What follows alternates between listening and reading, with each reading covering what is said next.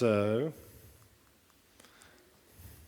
I want to start in a forest.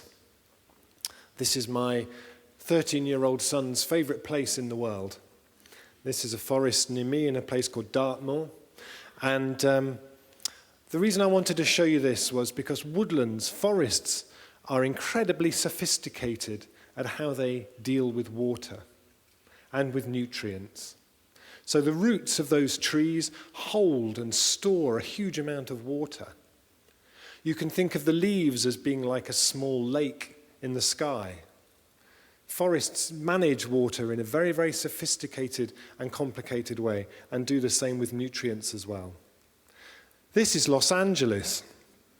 It doesn't manage water in a very sophisticated way. It imports 89% of its water, and it spends $350 million a year throwing away what water does land on it. What rain it gets, it throws away. And if it kept that water, it would be worth about $350 million. So what they do is they spend $785 million importing water from all across the state of California. The process of importing that water uses more electricity than any other single use in the state of California. And now they're suffering a really appalling drought. But there are people who are starting to think, how could we look at Los Angeles in a different way? This is a fantastic project called Tree People, who are saying, let's replace all the fences between everybody's properties with these sort of linear tanks. So in effect, you connect the city up. You turn the city into a lake that can manage its water in a different way. Some people are starting to get rid of the lawns and instead plant gardens which soak and hold that water and turn it into food. This is a church which was inspired by transition to take up its tarmac and instead plant a garden which produced food and stored water. And what they found was that the number of people who wanted to have weddings at their church increased exponentially because they all like to have their photographs taken, their wedding photographs taken in this garden.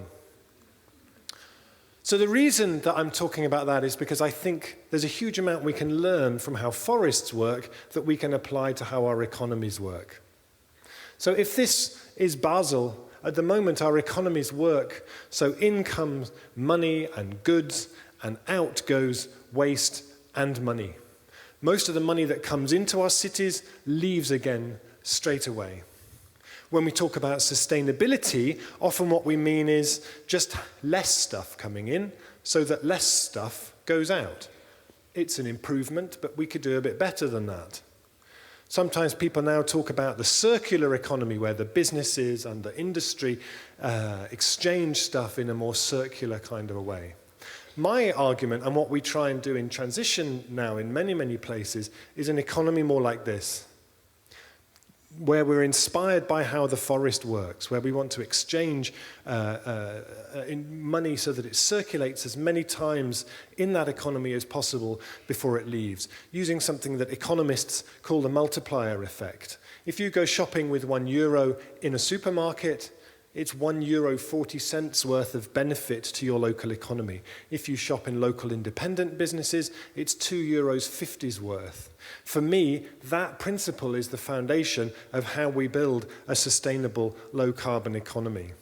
And the challenge is captured in this.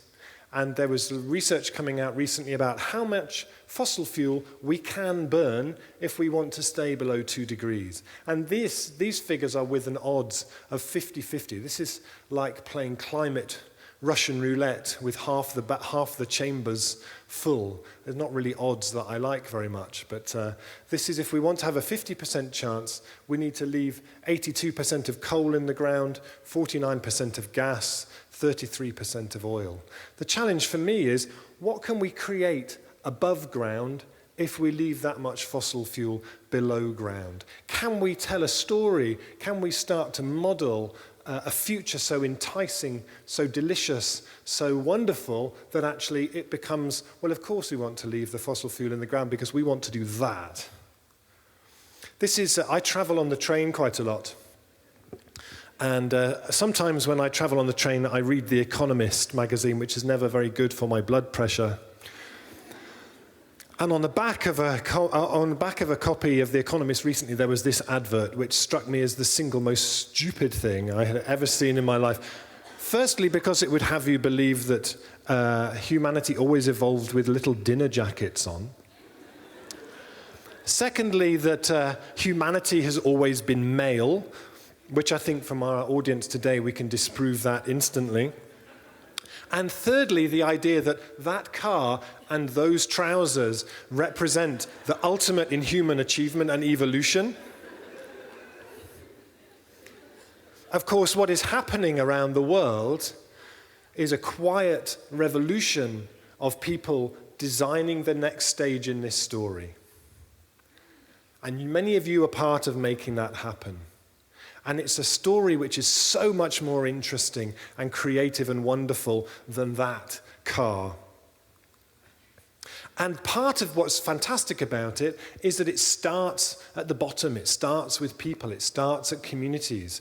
And when you actually say to people, what do you want to create? What does the new economy look like to you? You get this kind of thing. This is from an event that we ran in Cornwall recently with all kinds of people and organizations, and said, what would the new economy look like here?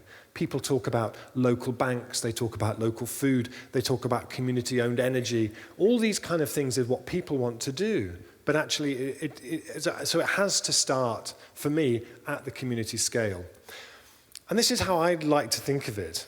Here is some beer, okay? There's different kinds of beer. But actually, there's a profound difference here.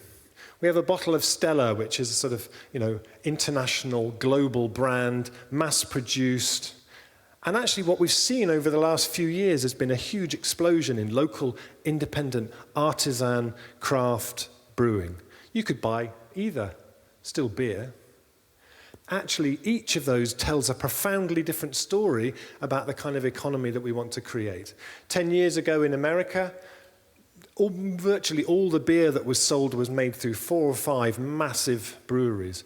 Now about 12% is sold through these small independent craft breweries. They still make beer, but they thrive on imagination, on invention, on quality, on local ingredients, on sustainability, on being part of a local economy where you are.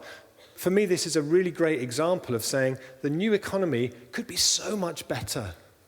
Why do we settle for something that's not so good when we could have something so much better, so much more interesting? For me, one of the key things where this starts is with ourselves, is with people getting together. We have all the things that we can do on our own as citizens, and we heard a beautiful example of that just now, all the things we can do in our families to reduce our impact. We have all those things that we want the government to do and business to do, all that stuff that needs to happen. But in between, there's a whole section that we can do with the people around us, the people on our street, the people in our neighborhood. There's huge potential and possibility there. In 2007, I walked into a building on my high street and saw on the wall this old 1810 banknote, a £1 note, a Totnes pound, issued by the Bank of Totnes. My town is called Totnes.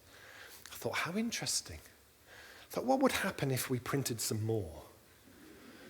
Would I get sent to prison? Would the Queen come round and throw bricks through my window? So we formed an advisory panel of learned alternative economists and said, can we do this? And they said, no idea. Do it and see what happens. So, well, you're not really an advisory panel, are you, really, strictly speaking? So we did. We printed 300. People really liked them. Then we printed some more. And then other towns started going, that's a cool idea. We might do that too. And they did it better than we had done it. And then more places did it. And Brixton, various places did it. In 2010, 2011, the city of Bristol, a city of 800,000 people, announced it was going to do a Bristol pound. And at that stage, the Bank of England said, excuse me?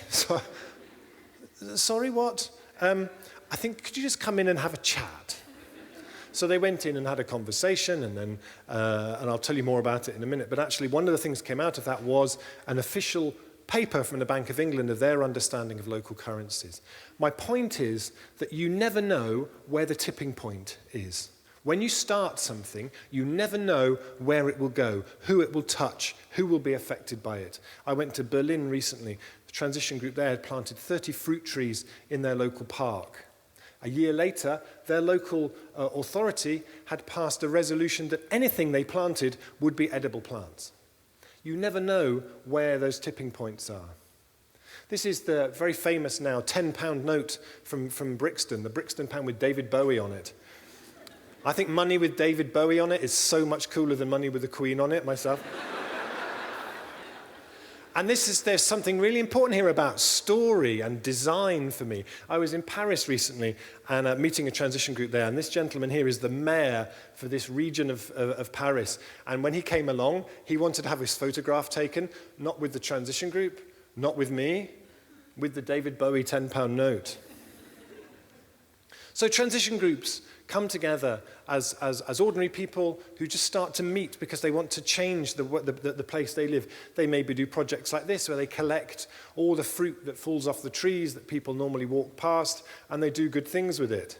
This is a transition group in London. They grow hops throughout the city, throughout their part of the city, and on one day in September they harvest them all and they produce a local beer. They're in a part of London called Crystal Palace. It's called the Palace Pint. This is in Grès in Belgium, a community-supported agriculture project run by local people, supported by local people, food in a place that they have a relationship with. It's about building connections. So much of what transition does is about bringing people back together again. In the UK now, I don't know how it is here, people start to use this term, the epidemic of loneliness. We have an epidemic of loneliness? How can we tackle the climate crisis and bring people back together again and rebuild the society that we need? I don't know if anyone knows who this man is here. There was a very famous punk band called The Damned. This man was called Captain Sensible. He was the guitarist. And this is a transition group who took over a piece of land and that was all covered in rubbish, cleaned it up, made a community garden, wanted to name it after a famous local person, and the only famous local person was Captain Sensible. So it's called the Captain Sensible Garden. And this is a project called the Edible Bus Stop, where a load of transition groups realized they were all along the same bus route.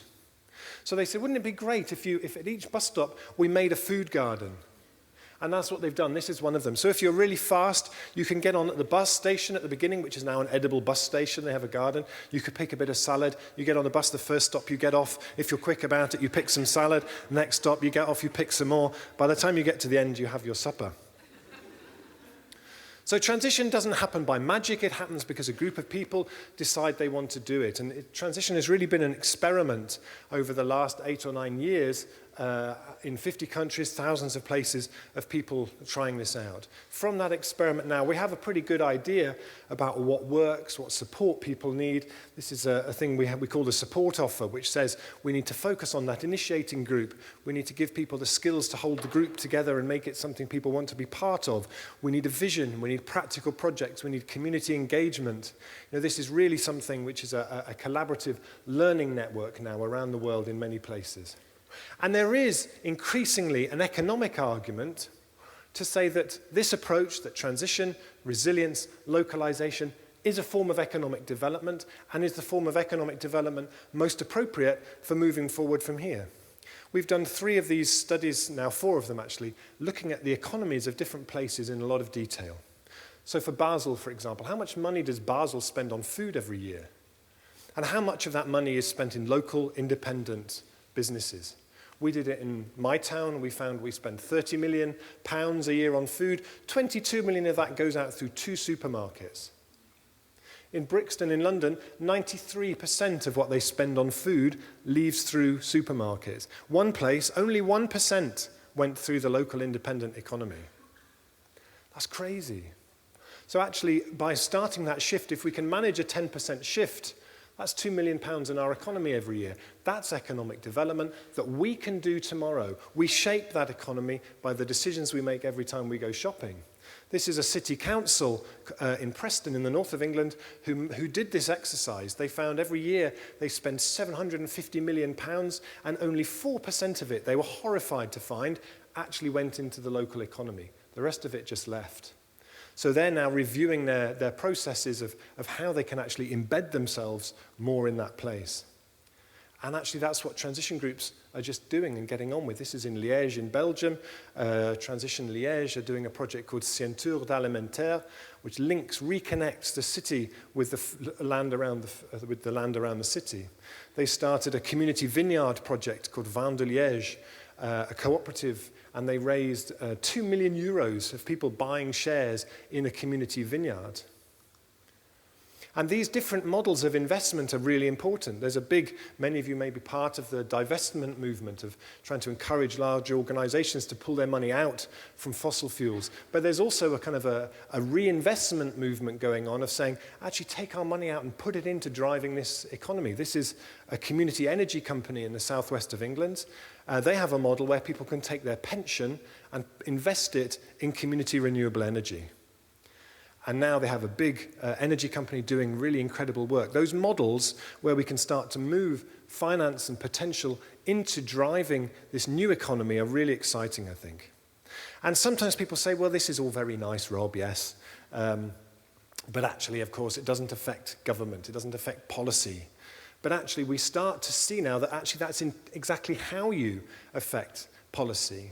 This is the UK's Energy and Climate Change Minister who announced recently he wanted to see a community renewables revolution. But actually there already was a community renewables revolution happening all over the place, hundreds and hundreds of places. So when he wanted to launch it, he went to Transition Brixton's Brixton Energy Project, working in very poor communities in the south of London. And actually that then led on to policy being made to support community energy. If you wait for policy to support you, if you wait for the government to say, go on then, we'll be waiting too long. Naomi Klein, in her fantastic book, This Changes Everything, she said, there are no non-radical solutions left.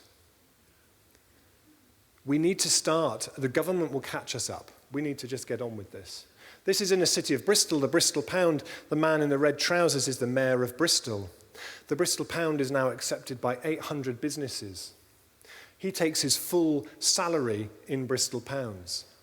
You can pay your council tax with them, your business rates with them. You can spend them on the buses.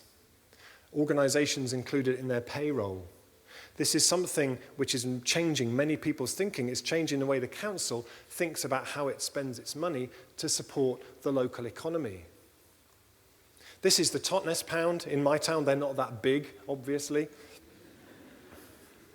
That would make shopping sort of a health and safety risk, possibly. But the idea is, again, it's a local currency that you circulate locally. We have a £21 note. People say, why do you have a £21 note? And we say, why not? And we have a system, a pay-by-text system. You go in the shop and you text the shopkeeper. And there was very interesting research recently that showed that when you go shopping and you use these systems, these different alternative payment methods, you have much more interaction with the shopkeeper. It makes a lot more conversation. Nowadays, with a plastic card, you can do all of your family's shopping and never speak to anybody. For me, a society where nobody speaks to each other is deeply, deeply unhealthy. These currencies, this whole approach starts to reweave relationship, reweave connection between people. We try and encourage people to come forward with new ideas for businesses. This event that we run every year called the Local Entrepreneur Forum, where we bring together entrepreneurs as a celebration, and the community comes together and supports what they do.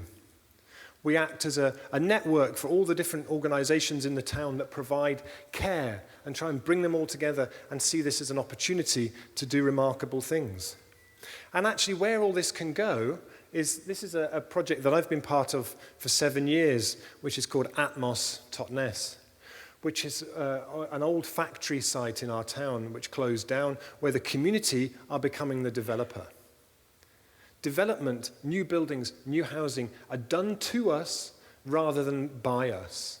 and have a huge potential to regenerate and re-stimulate local economies. And that's what we're modeling on that site. And actually, when we made the public announcement that this was going to happen, this project was actually going to happen, somebody was so moved, they made a cake this beautiful to celebrate. This is the logo of the project, turned into a cake so large, it took 3 people to lift it. Actually, for me, is it possible that we can design a new economy for the places we live that is so exciting that people feel so moved that they will make a cake that beautiful? And a key part of that project is taking that idea I talked about before in terms of the local economy, the local resilient economy, and applying it to building. This is a house that I was involved in building where everything came from within about 5 miles of the site. Stone, clay, timber, all of that stuff. Actually, when we do a development project, if we source those materials locally, what we have is an incredible local economic regeneration project. And to return to the beer analogy at the beginning, I'm one of the people who started a craft brewery in my town, and actually this is a beer that we brewed to celebrate that project. You know, is it possible that we can start to weave all this stuff together? So we have social enterprises, we have institutions, we have people, we have community groups who are all playing a role in this shift. If you are involved in your community in anything like this, sort of local economy work, you are the cutting edge, you are the pioneers creating the economy of the future rather than being out on some fringe or other. You know, you are really the pioneers and the cutting edge. If you live here in Basel, there is transition happening here in the city. Basel Vandal acts as a network for the whole city, drawing that stuff together. Anywhere else you live, most likely there's a transition group happening there. If there isn't, there's lots of resources to start one. For me, it feels like the future that we can create out of this is something that really resonates and touches and is about the diversity, the beauty, what we can create together for me out of climate change, and what we can do instead is really, really exciting and a historic moment and opportunity. So thank you very much for your time this morning.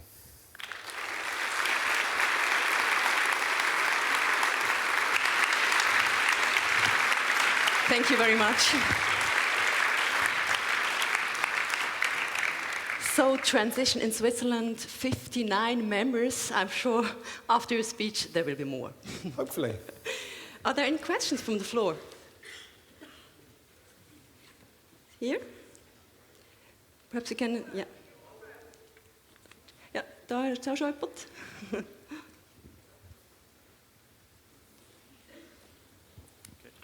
Okay. Thanks for your presentation. Give some hope. I want to go back to previous presentations. Greta said she was not a great fan of degrowth. I felt there was a gap between politics and practice. There was something missing in between, how to make it work for more people. Also, a presentation with Bea, someone said, could we do kind of Weight Watchers? So makes me think about tax and crags in Great Britain, basically rationing, and I'm trying very hard to promote this in Switzerland. Could you help me, please? Say how great it is, how we can really bring people and... Okay, so for those who don't know, tax, you're talking about tradable energy quotas, yeah? Yeah, and crags too. I know it doesn't work anymore too much, but I know that, for example, the Greens in Great Britain are very for. They support it. Here in Switzerland, it's very tradable energy quotas was an idea that was created by the late David Fleming, who was one of the great kind of inspirations for us early on doing transition, who, just as an aside, one time I remember I said to him, what one thing can people do to make their community more resilient? And he said, join the choir. He had this idea that we needed to really build community in different ways. So tradable energy quotas is an idea is a carbon rationing system, basically. So everybody has an amount of carbon that they can use, and every year you take a little bit away. So you have a kind of a planned descent rather than an enforced one or no descent. I think it's a brilliant idea because it's so simple. And I've heard many people sort of try and pick it to bits, and they always end up going, okay, all right. but it doesn't seem to be moving, as you say. I mean, I don't have any magical solution about how to get people to adopt it. I guess the people who are rolling it out would have more of an idea, other than just for me to say, I think it's perfect. It fits beautifully with transition, because it actually also means that people can pool their rations and use them to support transition. So it becomes a way of putting investment into community energy, into energy reduction schemes in a very creative, it really empowers people to take control of that.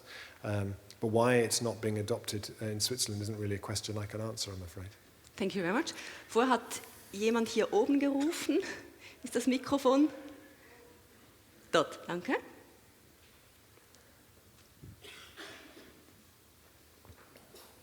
Yeah, first of all, thank you as well for the inspiring things you said. I'm living in a little village and we are trying to get something going, but it seems that the local government is very much sort of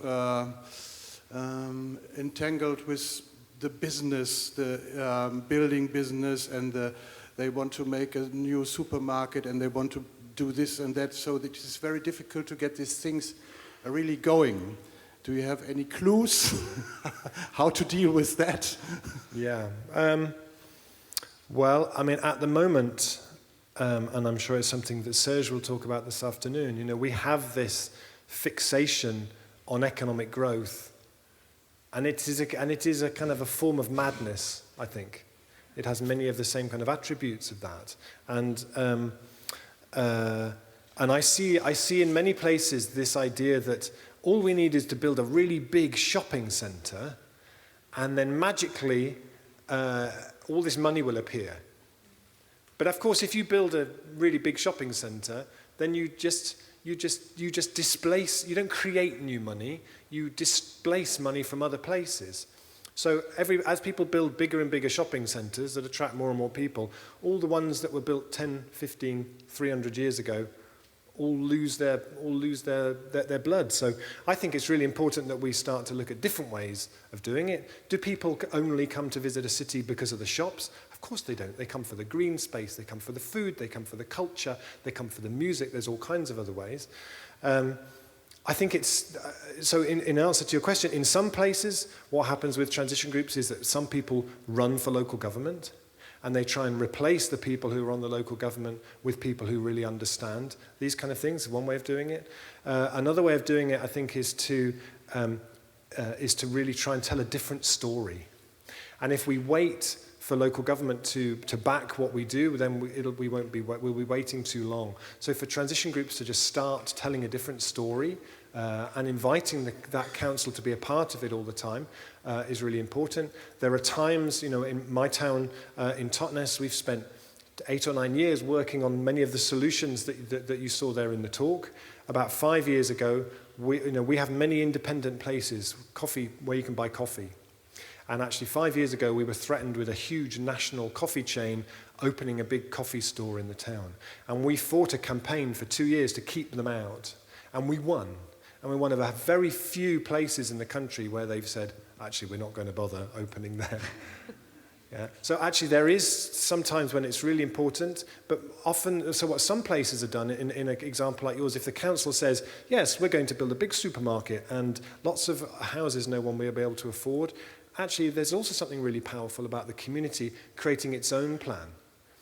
Often in our communities, there are architects, there are planners, they may be retired, they may have some spare time, and design something else, design something better. And then, you know, put it to the community. Would you rather have this? Would you rather have this? You know, there's kind of creative and playful ways of tackling that stuff as well. Vielen Dank. Wenn ich das Zeichen richtig gedeutet habe, ist eine Frage via Twitter eingetroffen. Ich schaue mal, ob was kommt. Es kommt nichts. Es war abgemacht, dass eine Taschenlampe blinkt. Ich habe das Blinken gesehen, das war wahrscheinlich falsch. Aber wir haben ja noch eine Frage. Einen Moment bitte. Hi, Patricia from Student Association for Development in Sustainable Development. Do you also bring the young generation on board, which prefer more online shopping than sharing this experience in community shopping? Yeah, I think trying to weave young people into the process from the beginning is really, really important. And it can be quite hard work because you need the kind of the things that will attract them. You know, coming together and starting a new economy, not really that interesting. That would tend to come maybe sort of 25, 26, 27. You're thinking, I want a livelihood that fits with my values. I think we need to start earlier in schools so that young people grow up surrounded by these ideas and they feel they have solutions, they feel they have possibilities of what they can do. But I think there are some events that are really good at doing that. So more kind of arts-based events. There's lots of stuff happening now about where transition meets the arts, those kind of edges around music, around the different kind of media that people do, bringing that into part of it is a really important way of doing that, yeah. There was a transition group in London, Transition Town-Bewegung, who did this incredible thing called the Trash Catchers Carnival, which was this massive street party where they had 1,000 people as part of making everything and being part of it. They had 10,000 people came to watch it. They used something like 1 million old crisp packets and plastic bags to make all of these different elements of it. And that was young people really designed and drove much of that process. So it's finding the ways, I think. Thank you very much. Wir sind schon ziemlich im Verzug mit dem Programm. Ich schaue mal zum Kongressleiter. Sind noch weitere Fragen erlaubt? Oder?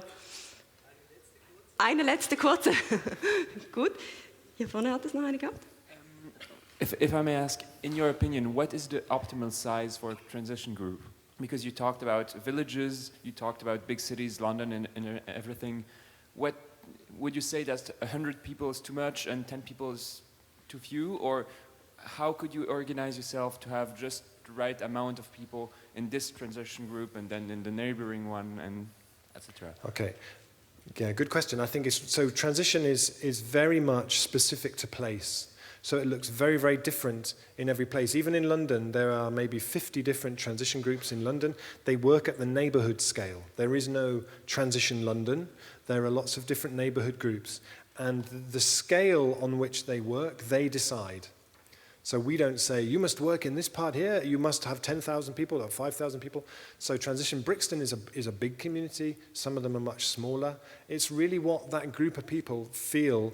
You know, most people who live in a city feel they live in a neighborhood or a district, or there is an identifiable boundary around that place that has an identity. And that's usually the scale to work on. In terms of the group size, what usually happens is you start off transition, there's lots of people get involved, and then you start to form groups of what people are interested in. So you have a food group, and an energy group, and an economy group, and a housing group. Because transition is, because it's mostly driven by volunteers, it's driven by what people are passionate about. So if everybody gets involved in transition, is really passionate about food, you're not going to create a local currency and a community energy company.